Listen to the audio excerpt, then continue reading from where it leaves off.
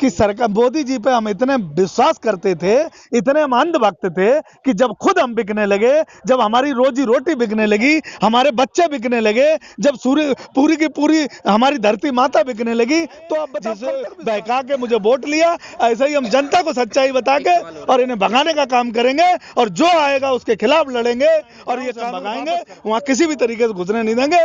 जो किसान का नहीं हो सका वो देश का नहीं हो सकता, ये हम इनको बताएंगे। और जब गांव में ये हमारे वोट मांगने आएंगे तो यही याद दिलाएंगे।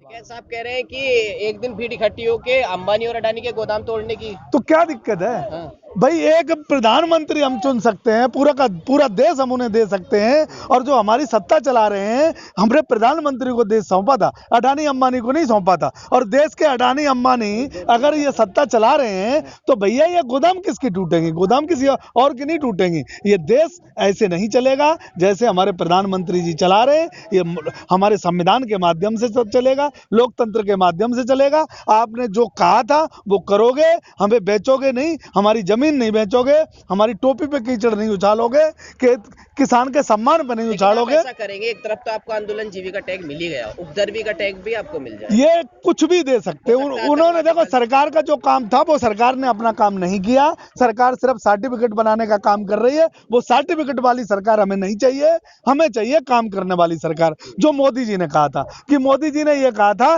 कि मैं रेलवे बिकने नहीं दूंगा, सारी रेल बिक गई। उन्होंने ये कहा था मैं एयरपोर्ट नहीं बिकने दूंगा, एयरपोर्ट भी बिक गया, LIC भी बिक गई, लाल किला भी बिक गया, 15 लाख रुपए भी हमारे नहीं दिए, सारा कुछ बिक गया ना। हमें ये सरकार नहीं चाहिए, हमें चाहिए किसी गरीब कोई अपना किसान का बेटा हम वोट के माध्यम से चुने, संवैधानिक दायरे में रह के चुने और वो चुन के हमारे लिए काम करे। इस सरकार को तो अडानी अंबानी ने गिरवी रख लिया है। ये मोदी जी गुजरात से आए थे, हम लोग समझने में विफल रहे। उन्होंने जो काम किए वो अपने अडानी अंबानी मित्रों के लिए किए, देश की जनता के लिए उन्होंने अभी तक कोई काम नहीं किया। ये सब बिकने का ध्यान किसान आंदोलन के वक्त नहीं, क्या बिका था पहले तरह जो बताओ, दो नाम बता दो। क्या बिका? एयरपोर्ट बिका, लाल किला बिका, कौन सा बिका? लाल किला किस में? पहले तो कह रहा हूँ। तो हाँ नहीं ये कह रहे हो ना, नहीं ये कह रहे हो ना पहले बिक रहा। बात क्या है? बात सुनो, सवाल ये है कि किसान आंदोलन से पहले भी मोदी बिल्कुल सवाल आपका ठीक है। उस वक्त याद था भाई साहब, याद था। लेकिन बात यह है कि सरकार मोदी जी पे हम इतने विश्वास करते थे, इतने हम अंधभक्त थे कि जब खुद हम बिकने लगे, जब हमारी रोजी रोटी बिकने लगी, हमारे बच्चे बिकने लगे, जब सूर्य पूरी की पूरी हमारी धरती माता बिकने लगी, तो अब बताओ कब तक विश्वास करें? जब हमारे घर की जमीन बिकने लगी, हमारे खेतों की जमीन बिकने लगी। तो नहीं है कि जब किसानों के ऊपर बात आई तभी किसान खड़े हुए, जब किसान का बिल्कुल ठीक। रेलवे प्राइवेट किया, हमने कहा राष्ट्रभक्ति में है। जब इन्होंने कहा कि ये फिर सवाल बना ना कि जब रेल बिक रहा था तब राष्ट्रभक्ति का, तो भैया रेल जमीन बिकने पे। अरे देखो ऐसा है ना, हर आदमी राजनीतिक लोग थे, वो अपना आप आंदोलन से पहले आप भी राजनीतिक लोग थे, वो अपना प्रदर्शन कर रहे थे, रेलवे के लोग प्रदर्शन कर रहे थे। लेकिन हमें यह कहा गया था कि प्राइवेट जाने से तुम्हारा फायदा होगा। तो हम लोग राजनीतिक नहीं थे, हमें नहीं पता था कि क्या क्या फायदा। अब देख लिया ना तेजस्वी चला के, तेजस्वी इन्होंने बेचा, आगरा तक तेजस्वी चलाया, उस तेजस्वी में क्या हानि हुई, क्या नुकसान हुआ, क्या देश को फायदा हुआ, ये सबको पता है। तो ये अब हमें ये पता लग गया कि पूरे देश को ये अडानी अंबानी के नाम बेचना चाहते हैं। कि रेल में भी किसान चलता होगा जब रेल प्राइवेट हुई, एयरपोर्ट में भी किसान जाता होगा जब एयरपोर्ट प्राइवेट हुआ, लाल किले में भी घूमने किसान जाता होगा जब लाल किला प्राइवेट हुआ। जितनी चीजें प्राइवेट हुई कहीं ना कहीं उसे किसान इस्तेमाल तो करता होगा। लेकिन ऐसा क्या हुआ कि जब किसान की अपनी जमीन प्राइवेट हुई तब उसे होश आया कि सरकार के खिलाफ अब खड़ा होना होगा। जब हम आगरा जाते थे तो हम 200 रुपए में जाते थे, और जब मोदी जी की जो ट्रेन है मित्रों की, उसमें अगर जाने लगे तो हमारे 1300 रुपए लगते थे। जब हम रेलवे प्लेटफार्म पे जाते थे तो हमारी 2 रुपए लगते थे, आज 50 रुपए लगते हैं। लाल किला में जब हम जाते थे तो 2 रुपए लगते थे, आज लाल किला में चले जाओ 50 रुपए लगते हैं। तो ये सब हुआ ना, क्या फायदा? देश का क्या फायदा हुआ तो अडानी अंबानी का फायदा हुआ ना।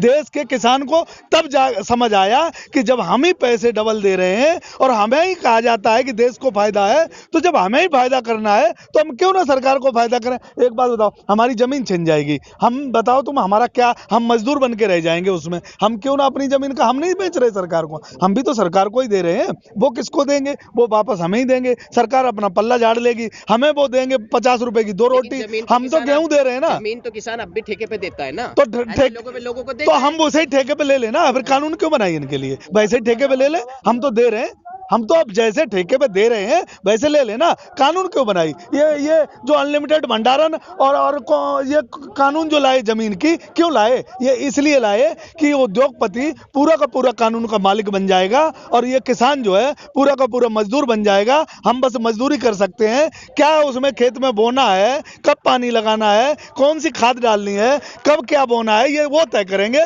और हम में सिर्फ आदेश करेंगे। आज किसान मालिक है, अगर वहां दे रहा है तो वो अपनी मर्जी से दे रहा है, उनका कोई एग्रीमेंट नहीं होता। ये तो हम पे एग्रीमेंट कराएंगे और हमारे तोमर साहब ये कह रहे हैं कि वो एग्रीमेंट जो है किसी दिन के को तो खत्म कर सकता है किसान। ये गलत बोल रहे हैं, किसान अपनी मर्जी से कोई एग्रीमेंट खत्म नहीं कर सकता।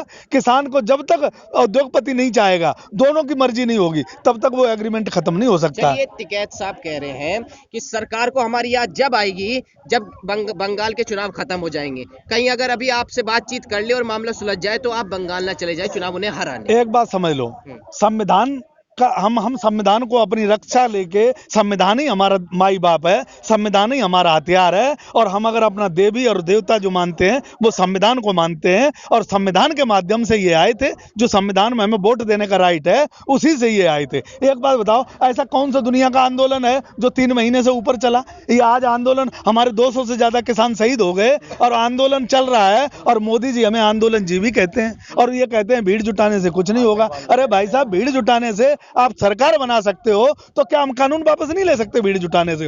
और उसी संविधान से तुम सत्ता में बैठे हो तो इसी संविधान से हम तुम्हें सत्ता से बाहर भी कर सकते हैं। ये संविधान की ताकत है, ये मोदी जी की दी हुई ताकत नहीं है। ये हमें जो हमारे पूर्वजों ने दी, जो हमें बाबा साहब भीमराव अंबेडकर ने दी, उस संविधान को हम मानेंगे और उसी संविधान से ये देश चलेगा। न कि अडानी और अंबानी के संविधान से चलेगा, न मोदी जी के संविधान से चलेगा। उसी संविधान से ये आए जिसे बहका के मुझे वोट लिया। ऐसे ही हम जनता को सच्चाई बता के और इन्हें भगाने का काम करेंगे और जो आएगा उसके खिलाफ लड़ेंगे और ये कानून वापस करवाएंगे। एक सवाल और बनता है कि किसान आंदोलन दिल्ली और गाजीपुर के बॉर्डर पर हो रहा है, यानी दिल्ली जाते हुए जो बॉर्डर पड़ता है उस पर हो रहा है।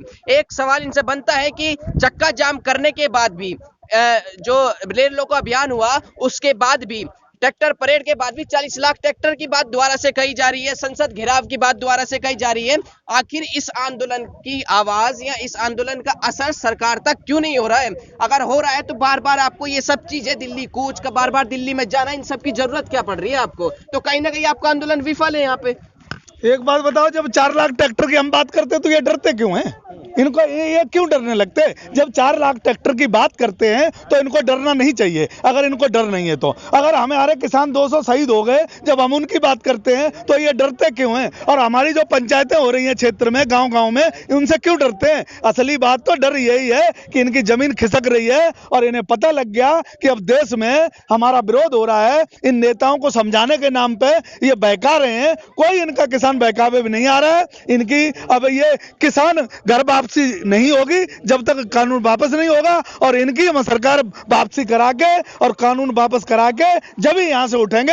सरकार किसी की भी आए, देश में सत्ता पे कोई भी आए और इस कानून के बिना वापस किए हुए अब देश में सत्ता में नहीं रहने देंगे। लड़ाई हमारी जितनी लंबी चले, हमारी तैयारी पूरी है। ये डर रहे हैं ट्रैक्टरों से, दूसरा कोई आएगा वो भी डरेगा। क्यों? कि हमारी एक संगठन, हमारी एकता, हमारी ताकत, हमारा हथियार है, हमारा हथियार है। आप कहीं ना कहीं ये कह रहे हैं कि ये खाली इसी सरकार का विरोध नहीं है, बिल्कुल नहीं है। कोई भी सरकार कोई भी हो, अगर किसानों के खिलाफ नियम कानून बनेंगे तो लड़ाई चलेगी, लड़ाई लड़ते रहेंगे। सरकारों से मेरा नहीं, मैं संविधान को अपना साक्षी मान के यहाँ बैठा हूँ, सभी लोग। और ये सरकार किसी की भी आए, सत्ता में कोई भी आए, प्रधानमंत्री कोई भी बने, लेकिन किसान के ऊपर जब वार करेगा उसके लिए अब रूपरेखा तैयार हो चुकी है। किसान अब बुजदिल नहीं रहा, किसान अब अपाहिज नहीं रहा। अब से आंदोलन के बाद बिल्कुल आंदोलन के बाद से। 2014 से जब क्यों? सरकार आई थी तब बुजदिल थे। ये इन भाइयों को जातियों में और धर्मों में बांट दिया था, किसी को सिख बना दिया था,